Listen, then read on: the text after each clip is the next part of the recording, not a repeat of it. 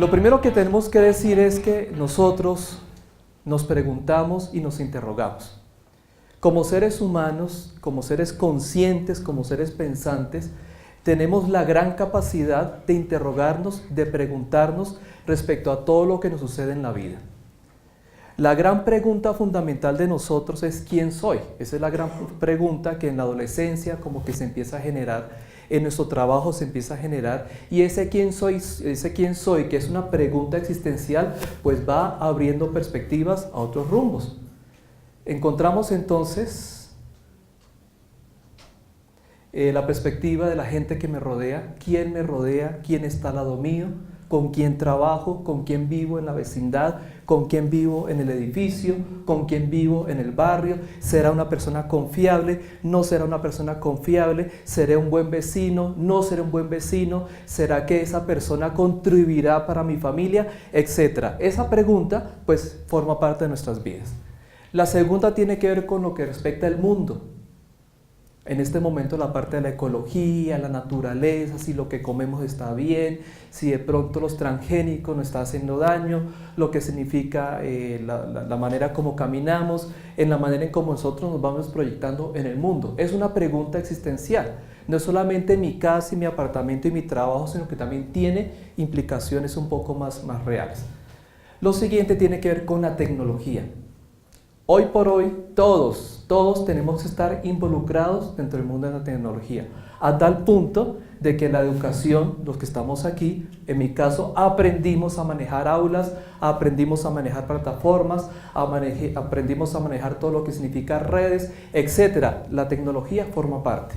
¿Es un aporte? ¿No es un aporte? ¿Qué pasa con los niños? ¿Será que es un aporte para ellos? ¿Será que hay peligro en la tecnología? Preguntas y más preguntas. Y lo otro tiene que ver con las relaciones interpersonales. Como una cosa es quién me rodea, pero otra cosa es yo con quién comparto mi vida, yo con quién comparto mi existencia, yo con quién comparto la parte más vital de mi ser. Entonces démonos cuenta que el ser humano se pregunta, y todo lo que encontramos aquí, aparte de los ejemplos que aparecen allí en la diapositiva, pues forma parte de la pregunta existencial: ¿quién soy? ¿Para dónde voy? ¿Qué es lo que yo quiero? Entonces, desde aquí, hace unos años, coloco ahí miles de años, el ser humano, desde el punto de vista científico, ha querido conceptualizarnos. La academia, básicamente, nosotros somos personas de academia, somos especialistas en eso, y hemos querido definir al hombre, desde la filosofía, pasando por las épocas antiguas, medievales, modernas, contemporáneas, bueno, todo lo que hemos estudiado, nosotros a nivel intelectivo-cognitivo manejamos conceptos. El gran concepto del ser humano que encontramos hoy es, si se dan cuenta, de una manera muy clara, tiene muchos matices. ¿El ser humano qué es? Un ser bio, psico, socio, técnico, espiritual, existencial.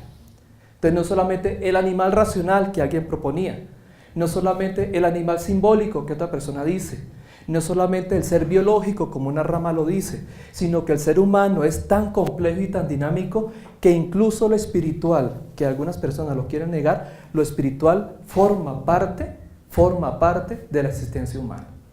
A tal punto forma parte que lo espiritual, si se dan cuenta, depende también de lo tecnológico, de lo sociológico, de lo psicológico y de lo biológico. Entonces, las personas que logran trascender, si se puede decir de esa manera, son personas que han logrado reconocer todas estas áreas de la vida. Entonces no se puede encasillar el concepto de ser humano desde las áreas que nosotros manejamos. Ahorita escuchaba las áreas de trabajo. Sí, la psicología tiene su concepto, soy psicólogo. Sí, la Biblia tiene su concepto, soy teólogo. Sí, los abogados manejan su concepto, está muy bien. Los matemáticos manejan el concepto, perfecto. Pero no podemos encasillarnos en una sola definición. Y con esta definición estamos ubicando entonces que nosotros como seres humanos somos seres totalmente dinámicos. Ayer tuve una reunión con una delegada de Medellín para un consultorio que estamos dando sobre un proyecto, un consultorio psicológico aquí en la sede principal, y comentaba cómo el Ministerio de Salud pues quiere simplificar las cosas y quiere, por ejemplo, en el área de la psicología, los que son psicólogos aquí, quiere como ubicar un protocolo de funciones. Y colocaba el ejemplo, al igual que una muelita, viene el odontólogo, abre la muelita y hace todo el proceso, queremos que en la psicología, salud mental, se haga de esa manera. Nosotros decíamos, pero ¿cómo se puede hacer eso? O sea, nosotros somos seres tan dinámicos, tan complejos. Una cosa es una muelita, sin demeritar a los odontólogos, obviamente, porque hay un protocolo de función. Pero otra cosa es la existencia humana, que más allá de un dolor de muela, implica una cantidad de variables, si nos damos cuenta, que afectan nuestra propia realidad. Muy bien, ¿hasta aquí soy claro? Yo soy también académico, entonces por eso pregunto, ¿me hago entender? Perfecto. Bien, una cosa es lo que la academia nos enseña. Nosotros leemos, estudiamos, hoy por hoy a nosotros nos piden la universidad y el Colombia, el mundo, que escribamos, que hacer artículos, que estudiar maestría, que estudiar doctorado, que estudiar cursos. Es decir, siempre estamos en constante proceso de mejoramiento académico. Pero una cosa es lo que aparece en la academia y otra cosa es la sabiduría popular. Los refranes que vamos a ver aquí son refranes que siempre los repetimos. En la educación nosotros los vamos afirmando a los más pequeños. Y si nos damos cuenta, posiblemente haya contravía entre lo que somos seres biológicos, psicológicos, antropológicos, sociológicos. ¡Wow! Fabuloso. Pero la realidad puede mostrar otra cosa diferente. Primer refrán, puro tilín tilín y nada de paletas. ¿Cuántas veces nosotros decimos en la vida diaria y le decimos a los más pequeños, bueno, mijito, si usted quiere estudiar, muestre. Si usted sabe, muestre, no puro tilín tilín, sí, yo quiero estudiar. Muestre, muévase y estudie y saque buena nota. Y usted, como persona mayor, está educando en ese sentido. Es un buen refrán. Es un buen refrán que llama a la coherencia de vida, que no quedemos solo con el campanazo, sino que ese campanazo tenga producto, o sea, tenga contenido, que no quede solamente con la fachada. Segundo, el que tenga tienda, que la tienda, sino que la venda. Uno lo encuentra eso ahí en los lugares, ¿no?, donde va apareciendo. Y es bien interesante este refrán que es muy de nosotros, donde invita al trabajo. Si usted es responsable de su familia, si usted es responsable de una actividad, si usted es responsable de alguna inquietud que tenga, usted debe responder, si no, déjelo. Si no, deje lo que está haciendo. Si usted no va a responder, entonces, ¿para qué asume una responsabilidad? Entonces, démonos cuenta que esta visión que aparece aquí es una visión que afecta nuestra manera de pensar. Sí, somos seres sociales, pero la realidad está mostrando es que seas responsable de lo que está pasando. Seguimos con la otra, por favor. Con la medida que mides serás medido. Muy parecido al ojo por ojo, diente por diente, que conocemos nosotros como la ley de Talión. Ahí implica entonces, en ese refrán, la capacidad que todos tenemos de ¿qué? De saber juzgar las situaciones. Si yo mido, es porque yo juzgo. Si yo juzgo, es porque tengo unos valores. Y si tengo valores, es porque tengo la capacidad de discernir, como el colador, de sacar lo que es importante. Y en esa medida, como dice el refrán, tenemos esa capacidad. Entonces, ¿cómo nos medimos nosotros? ¿De qué manera nosotros nos conceptualizamos? ¿De qué manera nosotros estamos dando nuestra vida? Y a partir de ahí, ¿cómo estamos nosotros, obviamente, juzgando a los demás? Ojos que no ven, corazón que no siente. Este se utiliza más en el lenguaje del amor, ¿no? O sea, cuando hay terapias, no, ni lo mire, ni la mire. O sea, desaparezca su vida y no hay ningún problema. Entonces se utiliza más en ese lenguaje romántico, afectivo. Sin embargo, más allá del lenguaje romántico, aparece en la vida cotidiana. Hace unos días estaba por aquí caminando, hubo un accidente, entonces hubo una persona implicada, ojos que no ven, corazón que no siente. Todo el mundo se dio la espalda y dejaron a la persona sola porque no querían comprometerse con la situación. Ojos que no ven, corazón que no siente. Seguimos, por favor. A mal tiempo, buena cara. Esto es un buen refrán para nosotros. ¿Y por qué es un buen refrán? Porque cuando hay momentos difíciles, cuando pasamos momentos de dificultades, cuando hay tormenta en nuestras propias vidas, como que hacemos un esfuerzo desde lo más profundo del corazón para mostrar una buena cara y para seguir a pesar de todo. Como dicen por ahí, adelante y con mucho valor. Entonces es un buen refrán. Seguimos, por favor. A río revuelto, ganancia de pescadores. Este refrán tiene mucha implicación. En general, lo digo en general porque depende también la percepción de cada uno, este refrán cómo se interpreta. Mijito y mijita, si hay una circunstancia caótica, aproveche la oportunidad que tenga y saque tajada de la torta que le han regalado. Modo de pensar. ¿Hasta qué punto ese modo de pensar va en contravía con el ser social que nosotros proclamamos todos los días? Somos seres sociales que compartimos academia, pero la realidad es totalmente diferente. Seguimos, por favor. Vienen dos que son los máximos y que tiene que ver mucho con Colombia, más en el pensamiento colombiano. El vivo vive del bobo y el bobo de papá y mamá. ¿Qué nos enseña este refrán? ¿Qué nos está enseñando este refrán? Nos está enseñando a nosotros la capacidad de proactividad, claro que sí. La creatividad que todos tenemos, ¿para qué? Para aprovechar la oportunidad, claro que sí. Sin embargo, la segunda parte, el bobo vive ¿de quién? De papá y mamá. ¿Quién es el bobo entonces? ¿Quién es el vivo? ¿Cómo conceptualizamos nosotros la persona viva, entre comillas? ¿Cómo conceptualizamos la persona boba, entre comillas? Sí, somos antropológicamente seres llamados al infinito, y lo hicimos en la clase, ¿no? Llamados a la trascendencia, pero la realidad muestra que el vivo, entre comillas, para nosotros es trascender, de pronto no. El vivo y el bobo, entre comillas, significará para nosotros algo peyorativo, de pronto sí. Entonces démonos cuenta que este refrán está muy incrustado, muy metido, y perdón que sea tajante aquí, muy metido en nuestro pensamiento. Nosotros en Colombia pensamos de esa manera. Cuando vivía en Chile, en ese tiempo que yo vivía, no existía, digamos de esa manera, el hecho de la droga, la burundanga como tal, no se ejercía. Los apartamenteros no existían. Llegaron unos colegas colombianos y el refrán que decían, no, es que el vivo vive ¿de quién? Del bobo. ¿Y el bobo de quién? De papá y mamá. Entonces empezó a darse eso. En otro país, en Ecuador, que la gente es muy tranquila, la gente dejaba las puertas abiertas y llegaron hermanitos colombianos. ¿Qué pasó? La gente empezó a cerrar puertas porque qué peligro que nos roben. ¿Por qué? Porque el vivo vive del bobo. ¿Y el bobo de quién? De papá y mamá. Entonces démonos cuenta cómo una cosa es lo que hacemos a nivel académico y otra cosa es lo que la vida práctica nos enseña a nosotros. Y el último, que es la cerecita del pastel, no dar papaya. Es muy colombiano. Hasta ahí no hay ningún problema, no dar papaya. Es decir, ¿qué significa no dar papaya? Significa esté atento y alerta, pues para no dejarse tumbar, para no dejarse llevar por las circunstancias. Pero el problema es el segundo, aprovechar cualquier papayazo.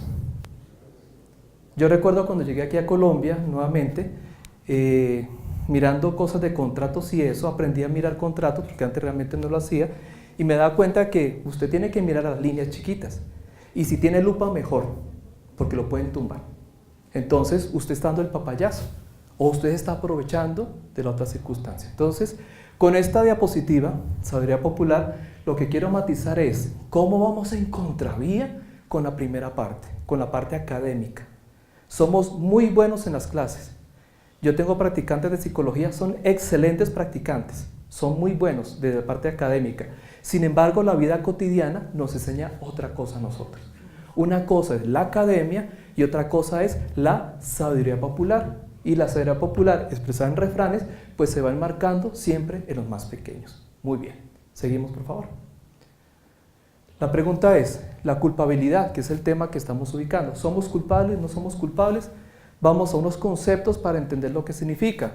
Es la omisión de la conducta debida para prever y evitar daño. Es omisión de la conducta. Conducta, ¿qué es la conducta? Tiene que ver con la manera de ser, tiene que ver con el temperamento, tiene que ver con la manera de proceder. Es decir, hay una conducta, hay una acción. Esa acción trae una reacción. Y si hablamos de culpabilidad, hablamos de una omisión como tal. Segundo concepto, se repite otra vez, una acción, omisión, que genera sentimiento de responsabilidad. Eso es nuevo. ¿Sentimientos de qué? De responsabilidad. En mi caso, cuando hay práctica psicológica o espiritual, mucha gente llega por sentimiento de responsabilidad. padre, lo que pasa es que, o doctor, en el caso, dependiendo del lugar, lo que pasa es que mi hijo, recuerdo un caso, mi hijo entonces es drogadicto y yo soy responsable porque nunca estuve atento a sus cosas. Yo me siento culpable, yo me siento responsable. Y viene todo el proceso de duelo en ese caso. En la religión, transgresión de la conducta, vuelve el término conducta, frente a una propuesta de Dios.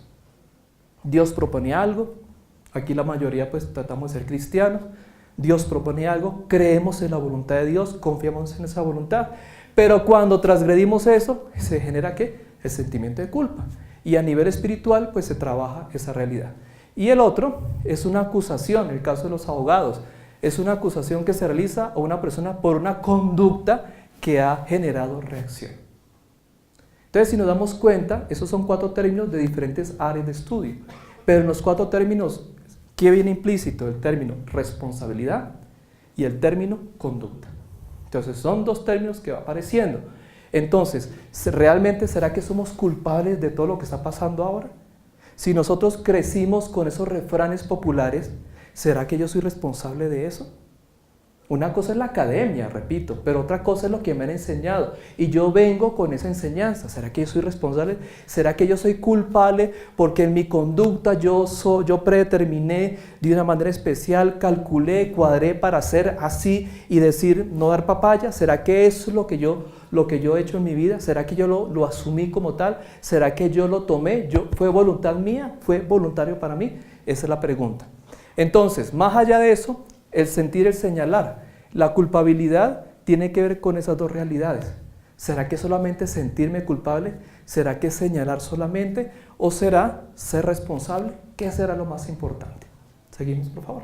Entonces, vienen 2 inquietudes. ¿Somos inocentes o somos culpables? No sabemos. Decimos que la cultura pues va generando, pero aquí encontramos esto. Entonces, entre las 2 que aparecen arriba, la alternativa como más clara, a pesar de que tengamos esa herencia, es que ahora somos responsables de lo que nos está pasando a nosotros y de lo que nos pasa a las demás personas. Sí, venimos de una herencia, es cierto. Sí, venimos de una educación, no lo podemos negar. Sin embargo, el hecho de que me hayan educado de esa manera no implica que yo me zafe de esa realidad, porque soy responsable ya como persona mayor y adulta de lo que sucede aquí en adelante. ¿Yo por qué estudio? Nosotros somos personas que educamos a jóvenes. ¿Por qué educamos a jóvenes? O sea, tiene que ver con esto. Queremos, dentro de nuestra ideología y de la propuesta de Uniminuto, como que queremos sensibilizar socialmente lo que es la humanidad, sensibilizar una humanidad en todo lo que hacemos. Ahí realmente vendrá la responsabilidad. ¿Será que hay dicotomía entre mi ser académico y mi ser cotidiano? También he colaborado con clases de tutorías de Cátedra Minuto de Dios, y qué difícil es la cátedra aquí en Uniminuto. Muy complicado. Digamos, lo digo porque tengo estudiantes de pregrado y en casos administrativos. Coloca un estudiante, le pide un mapa conceptual. Y uno le exige el mapa conceptual para que aprendan a hacerlo. Pero cuando lo pide entre nosotros, se pide entre nosotros, ¿qué problema? Y le escriben, como dicen aquí, ¿usted no sabe quién soy yo? Dije, no sé quién es usted, pero usted en este momento es mi estudiante y tiene que responder la actividad. O sea, de una manera se está diciendo. Entonces, démonos cuenta de lo que significa la dicotomía de lo que estamos haciendo. Aquí, quiero entrar al estado de bienestar. A ver. Resulta que acontece que el término bienestar ha cambiado mucho a través de los tiempos. Ahora tiene que ver y está impactado por la parte económica, por la política. La economía como que direcciona el término bienestar. Y más allá de eso, entonces, podemos entenderla como una percepción subjetiva de cómo me siento. Si nos damos cuenta, el bienestar, desde el principio de la diapositiva, tiene que ver con el concepto de hombre, necesariamente. El bienestar no es solamente tener seguridad de vivienda, no es solamente garantizar los niveles básicos para existir, que es la alimentación, la salud, etc., sino que implica muchas más áreas de la propia vida. A nivel biológico, pues un estado de salud óptimo. E incluso la persona que no tenga un estado de salud óptimo, se habla de calidad de vida. Es decir, los médicos, los psicólogos, las enfermeras, las personas que trabajan en el campo de la salud, trabajamos ¿en qué? Pues en una dignidad de vida, incluso en los momentos más difíciles. Lo psicológico, la salud mental, la salud integral. Sabemos nosotros que lo biológico va conectado con las sensaciones y las emociones, es decir, no va separado en ese aspecto. Lo social, ¿será que yo tengo buenas relaciones sociales? ¿O será más bien que soy una persona ajena a las relaciones sociales? ¿O será que soy una persona líder? ¿O será más bien que soy una carga a la sociedad? El bienestar tiene que ver también con el ejercicio de lo social, lo tecnológico. ¿Quiénes aquí tienen papás y mamás ya abuelitos? Pregunto. Hace la mano para la pregunta. Cuando usted le dicen, bueno, escríbeme por WhatsApp al papá y a la mamá, ¿qué les pasa al papá y a la mamá? Les genera crisis. Lo digo por mi papá, en este momento para mi papá es crítico manejar un celular, pero es crítico que lo pone en un estado, en un momento decía, pero ya no sirvo para nada. Es decir, hay una crisis, no hay un bienestar en ese sentido. ¿Y alguna vez los encargados de los celulares, los inventores, han pensado en los abuelos? Nunca han pensado. Y curiosamente para salud mental, para prevenir un poco, o sea, para que el Alzheimer sea más, no sea a los 50, sino a los 90, la computadora puede servir, porque eso genera movimiento neuronal y en ese sentido puede ayudar. Pero son tan complejos, para nosotros incluso, son tan complejos los celulares como serán para los mayores. Y eso no genera un estado de bienestar para los mayores. Entonces démonos cuenta cómo, en ese sentido, lo técnico realmente sí nos afecta. Lo espiritual, lo conecto con lo existencial. Nosotros hemos respondido ante lo vital. Sin embargo, lo espiritual lo hemos dejado a un lado o hemos utilizado la espiritualidad como una sencilla devoción muy subjetiva. No es que yo creo en esta silla, ¿no? Y como esta silla es importante para mí, pues listo, no hay problema, esto es lo más importante. Ajá, pero esta silla realmente me está aportando a mi vida. ¿O será que esta silla tendrá rasgos psicológicos, patológicos, sociales que evita que yo crezca como persona? La espiritualidad maneja criterios de salud. Cuando gracias a Dios los que estudiamos teología tuvimos la posibilidad de ver criterios de salud de una sana espiritualidad. La espiritualidad genera también procesos de sanidad. Una buena espiritualidad genera que la persona crezca como ser humano. Una espiritualidad patologizada genera seres humanos culpables, seres humanos con una capacidad destructiva grande y terrible. La espiritualidad lo maneja. Y si a usted le gusta la espiritualidad y las religiones, si hace una espiritualidad comparada entre todas las religiones, todas tienen ese factor común. ¿Cuál factor común? Que va en el desarrollo del hombre. Y tienen algunos índices o algunos indicadores para mostrar cuándo una religión o espiritualidad es positiva y cuándo realmente no es positiva y lleva que esta silla, que es importante para mí, no contribuya para mi existencia. Entonces, démonos cuenta de todo esto. Me termino esta diapositiva con Mafalda. Básicamente, ¿por qué razón? A ver, y aquí quiero ampararme un poco en mi experiencia de acompañamiento. La gran cantidad de consultas que tenemos nosotros aquí en Uniminuto, desde Aló Jesucristo, tanto espirituales como también psicológicas, en todo el ejercicio que he tenido como psicólogo fuera de Colombia, y como sacerdote, como pastor, como acompañante espiritual, todo, si podemos sacar un indicador común, todo gira en torno a la responsabilidad. Hay gran cantidad de personas que tienen un estado de conciencia tan claro que cuando van a hablar con uno es porque algo le está pasando, y no solamente porque tiene una enfermedad, sino porque en su conciencia y en su mente están mal porque tienen problemas con sus parejas y dicen, de pronto soy responsable, porque he maltratado, porque como no di papaya a mi pareja, entonces eso está pasando. Gran cantidad de consultas sobre el trabajo.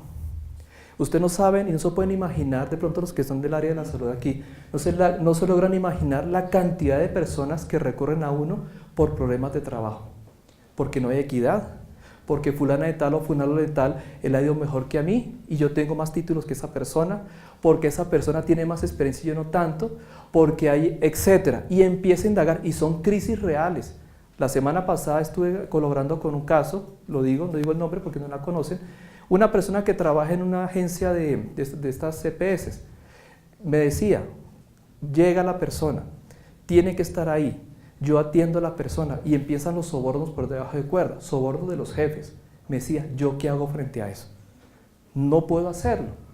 Y esa persona ni siquiera es cristiana, que es lo más interesante. No puedo hacerlo, no debo hacerlo, pero yo dependo mi vida de ese trabajo. ¿Qué hago? No sé qué hacer. Entonces viene todo el proceso de poder apuntar a esa pregunta existencial. ¿Qué hago en esa situación?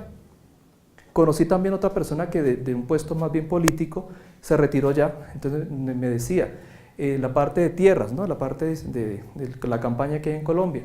Decía, llego a tal lugar, esa tierra ya está vendida o está patrocinada, no le pertenece, ¿qué hago? No se puede hacer nada. Y hay una población indígena que no está subsistiendo porque le quitaron su territorio. ¿Qué hago frente a eso? Voy con la corriente, voy contra corriente. Si voy con la corriente voy muy bien, pero si voy en contra me van a sacrificar y mi hoja de vida para el suelo. ¿Qué hago en este momento? Y gran cantidad de consultas tienen que ver con este sentido. ¿Sentido de qué? De equidad, sentido existencial, que tiene que ver con esa pregunta existencial. ¿Quién soy yo? ¿Para dónde voy?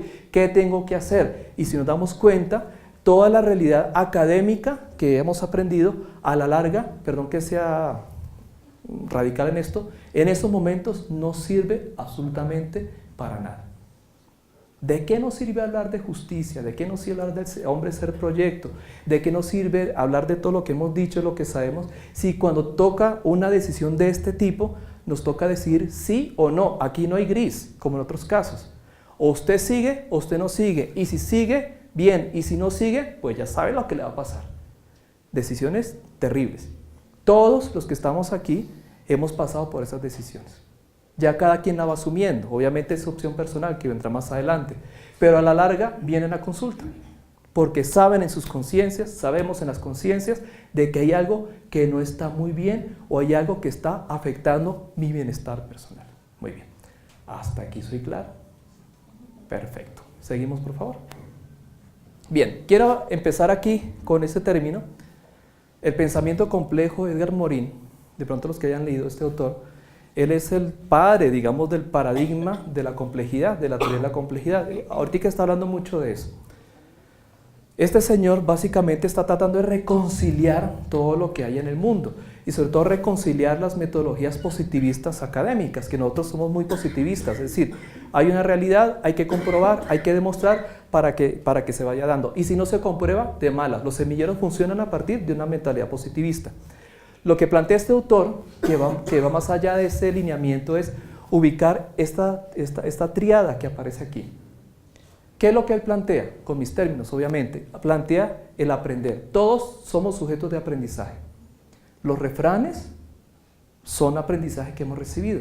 No conscientes, no por fuerza, no porque me toca sentarme y aprenderme no dar papaya, o ojo por ojo y no, sino que se da en la vida cotidiana, se da todos los días. Es decir, cada día, en las acciones, en cada momento y en cada instante se va dando. Estamos aprendiendo, siempre estamos aprendiendo. Y tenemos una cantidad de conocimiento. Y ese conocimiento, fruto de la sabiduría, pues origina nuestra manera de ser. Propone el desaprender. Qué difícil es el desaprender. ¿Qué es desaprender? Es alejarnos, es sacar aquellas circunstancias que hemos aprendido que nosotros sabemos que no son positivas para nuestras vidas. La neurolingüística, de pronto hemos escuchado, trabaja un poco esto. Cuando una persona, y lo digo por los niños, que los que han trabajado con niños y el papá y la mamá le dicen que él es el bruto en la casa, obviamente ese niño crece con ese concepto. ¿Qué hace una neurolingüística? Un proceso, pues, cambiarle el chip, cambiarle ese disco duro y decirle, no, usted es una persona única, íntegra y usted puede seguir adelante. Eso es como el reaprender.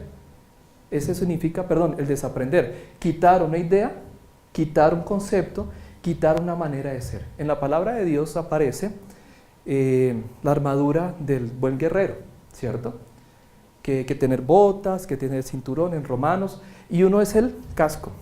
Yo les pregunto, ¿por qué el casco es importante? ¿Para qué el casco es importante para un guerrero? Cuida la cabeza. ¿Qué otra acción ¿Y por qué hay que cuidar la cabeza? ¿Qué sucede en la cabeza? En la cabeza se planifica todo, en la cabeza está la conciencia. Si ustedes se dan cuenta, cuando dicen, hacen una interpretación medio literaria de la palabra, que el 666 será colocado en la frente de cada persona. ¿Es en dónde? En la cabeza. ¿Y por qué en la cabeza? Porque en el cerebro se da todo el proceso volitivo, todo el proceso afectivo, todo el proceso de pensamiento. Y desde este punto de vista, el desaprender implica quitarme ese criterio que ha sido direccionante en mi vida. ¿Para qué? Para ubicar otro criterio totalmente diferente y que de pronto no forme parte de mi vida. Y eso es complicado. En las áreas interdisciplinarias, lo digo como psicólogo, uno es psicoanalista, otro es conductista, otro cada uno. Y ninguno ninguno quiere medirse un poco más allá de lo que tiene, porque es lo que me da seguridad de mi terapia.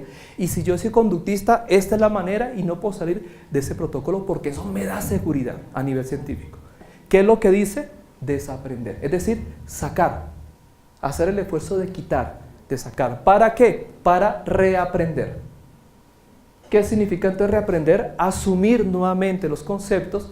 El reaprender tiene que ver también con mi estilo de vida, tiene que ver con lo que yo he aprendido a través de mi realidad y en ese sentido hacer la conjunción entre lo que yo tengo, lo que yo sé, lo que yo pienso, lo que obviamente el estudio me ha enseñado, lo que la vida me ha enseñado y en ese sentido generar un nuevo conocimiento. Un conocimiento nuevo no solamente a nivel académico, sino a nivel ¿qué? Existencial. Bien.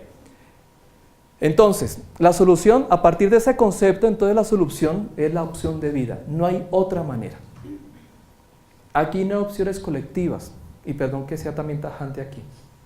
La opción colectiva se da cuando todos están impactados por una cultura de calidad. Aquí los administradores hablan de cultura de calidad, muy lindo, pero la realidad es que venimos de tantos lugares diferentes que si yo no pienso en calidad, mucho menos voy a aportar calidad. Si mi pensamiento es más bien peyorativo, pues lo demás será peyorativo. Entonces, en ese sentido, hablamos de una opción de vida personal. Personal. La opción de vida personal obviamente lleva a un ejercicio colectivo. ¿Pero por qué es personal? Porque eres tú, en ese momento, como esa señora que tiene que decidir si se deja sobornar o no. Es ella la que está decidiendo en ese momento. Ahí la comunidad no interviene. O la comunidad la juzga, más bien la percepción, la juzga, la condena o la exalta. Eso es lo que hace la comunidad. Pero quien toma la decisión ahí es la persona. Soy yo quien toma la decisión. El hecho de trabajar en nosotros con los estudiantes, que un estudiante se le colabora o no se colabora, ¿quién toma la decisión? Usted es el que toma la decisión, no es la colectividad, usted es el que decide en ese momento. Repito, ya la comunidad dirá si estuvo bien, si estuvo mal, etcétera, ya se dirá el criterio axiológico del momento, pero eres tú, eres tu realidad, de nuestra realidad, quien va decidiendo. Al igual que usted se va por la calle y toma el Transmilenio sabiendo que lo empujan y lo sacan, no es voluntario muchas veces, de la misma manera, aquí, en ese sentido, es personal, es decisión personal, es opción de vida, pero es personal. ¿Que el ideal es que la comunidad contribuya? Claro que sí, ese es el ideal. ¿Que mi familia contribuya a mi pensamiento? Claro, es lo que estamos buscando todos. Pero la realidad, ¿quién es el que toma la decisión? ¿Los demás o yo? Yo tomo la decisión. Entonces démonos cuenta de lo complejo que significa esto.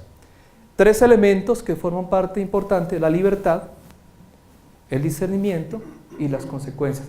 Si se dan cuenta, es un giro concéntrico, van a estar siempre moviéndose. Libremente soy el que decido, libremente hago el discernimiento, es decir, hago el juicio o el valor y las consecuencias de lo que voy a hacer. ¿Por qué es tan difícil decidir? Porque hay consecuencias. Si no hubieran consecuencias, la decisión sería súper fácil. Y si mi comunidad o mi lugar donde trabajo son personas que son parecidas a mí en la manera ética de trabajar, pues obviamente las consecuencias no serían tan terribles. Pero como no todos pensamos igual y nuestra sabiduría popular nos enseñó otra cosa diferente, obviamente pensamos en las consecuencias. Y más si estoy comprometido con mi pareja, si tengo hijos, si tengo algunas necesidades básicas que tengo que solventar, obviamente mucho más álgida es la respuesta. Bien, 2 momentos importantes de la solución, opción de vida. ¿Por qué es opción de vida? Tiene que ver con mi vivir, con lo existencial. Es decir, hablamos del sentido de vida. Cada uno le da un sentido de vida. Nosotros somos seres humanos. Aquí estamos viviendo, estamos respirando, estamos pensando, estamos sintiendo, etc. Eso es lo en general. pero quien le da sentido es el que le da características a la propia vida. He conocido personas en situaciones terminales de enfermedad, con cáncer terrible u otras situaciones, donde a pesar de la incoherencia de la vida, son personas que le dan dignidad a la vida, le dan sentido a la vida, a tal punto que arrasan con aquellas cosas que de pronto la sociedad no lo permite. Arrasan con misericordia, arrasan con honestidad, arrasan con capacidad de generatividad, arrasan con campañas para prevención de salud, etc. Y personas que, entre comillas, no pueden hacer. Sentido de vida. Cuidado personal. El físico, la mente, el espíritu, la familia. Es necesario tener una buena salud en todas las áreas y el cuidado es muy importante. Una mala interpretación de la palabra de Dios, de la Biblia, es pensar de que Dios no se preocupa por el ser humano, por el físico del ser humano. Mentiras. Si el Señor no hubiera querido, pues no hubiera hecho esto que tenemos aquí. Él se preocupa tanto por eso que nos invita al cuidado personal. Los valores. Ya hemos visto los refranes. Los refranes inducen a valores. Ay, padre, pero es que los valores son de la época antigua. Ahorita es que estar chéveres, o sea, la gente se mueve, ¿no? Nada que ver. Los valores forman parte. ¿Qué son valores? Llegar a la hora. ¿Qué son valores? Ser rectos en las cosas. ¿Qué son valores? Que ese niño estudió y le fue bien, la felicito, y si no también. Esos son valores. ¿Qué son valores? Lo que enseñan los refranes. Los valores son importantes. A tal punto son importantes que hay maestrías, en el caso de la nacional, aquí en Colombia, que se especializa en ética y en valores. ¿Por qué será que lo hacen? Si no fuera necesario, no lo harían.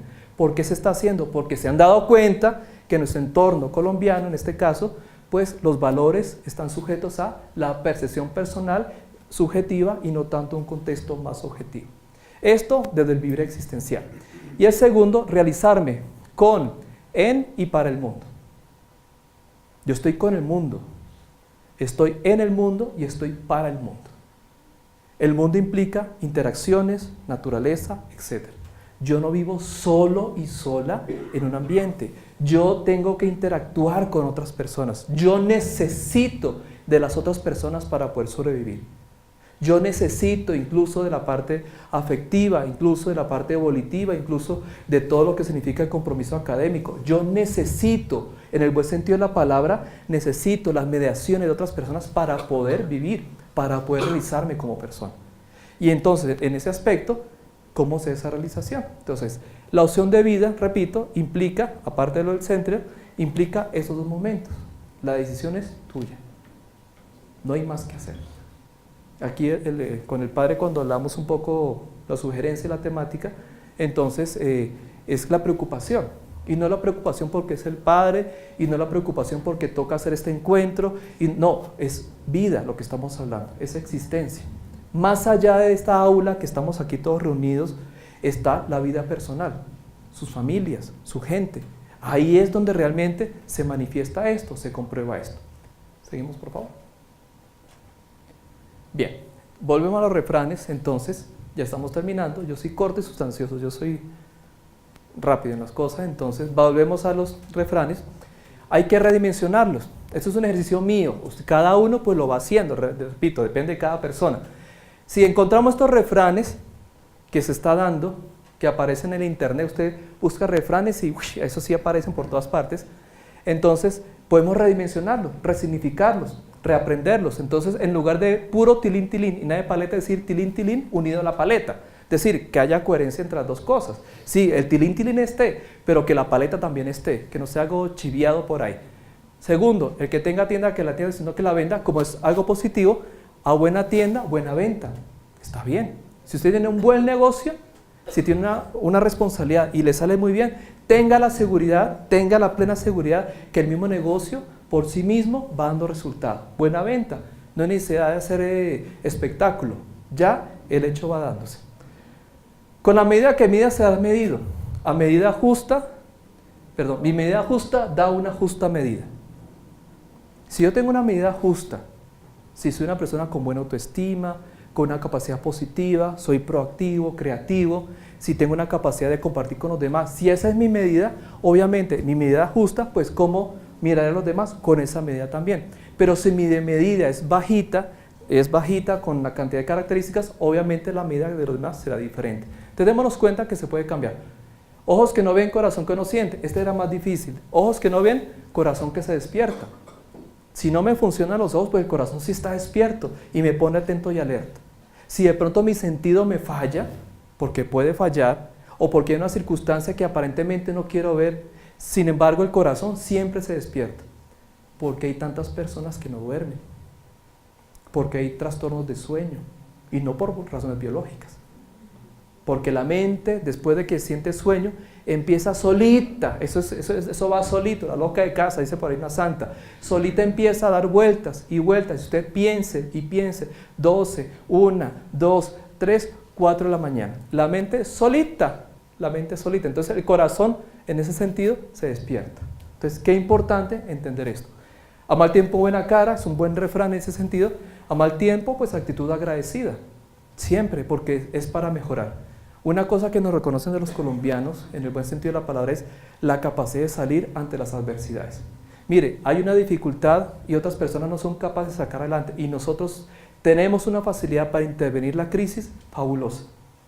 Desde la parte médica y en todas las áreas de trabajo somos especialistas, somos bomberos, sabemos manejar la crisis, pero la salud preventiva la manejamos, es otra cosa. Entonces la crisis la manejamos y en ese sentido no hay problema. A río revuelto, ganancia de pescadores, otro refrán muy difícil de captar. Lo propuse, a río revuelto se puede mejorar. No es que no haya ganancia, pero se puede mejorar. Bueno, ¿qué pasó? No es aprovechar la tajada, no es aprovechar las circunstancias, ver cómo crezco, si esta persona y los dos, hay una circunstancia, él cómo crezca, yo cómo crezco, cómo crecemos todos. La idea es que haya una equidad y una realidad entre todos. Y los dos más fuertes, el vivo vive del bobo y el bobo papá. El vivo, entre comillas, reconoce que el bobo tiene familia estable. ¿De acuerdo? Reconoce que tiene familia estable. Claro que sí. ¿Por qué? Porque lo están cuidando y le están ayudando. Entonces no es un bobo, entre comillas, ¿de acuerdo? Entonces en ese sentido, una apreciación. Y el último, no dar papaya, no de papaya, sea honesto. Eso es no dar papaya. Ese es el origen de la palabra. Cuando empecé a averiguar el origen de no dar papaya, ese es el origen de la palabra, que se ha tergiversado por las circunstancias sociales de nuestro país, pero que a la larga es no dé papaya, sea honesto, haga bien las cosas. Y en ese sentido viene todo lo que implica. Bien, ven, hasta aquí entonces, creo que ya les agradezco entonces su presencia.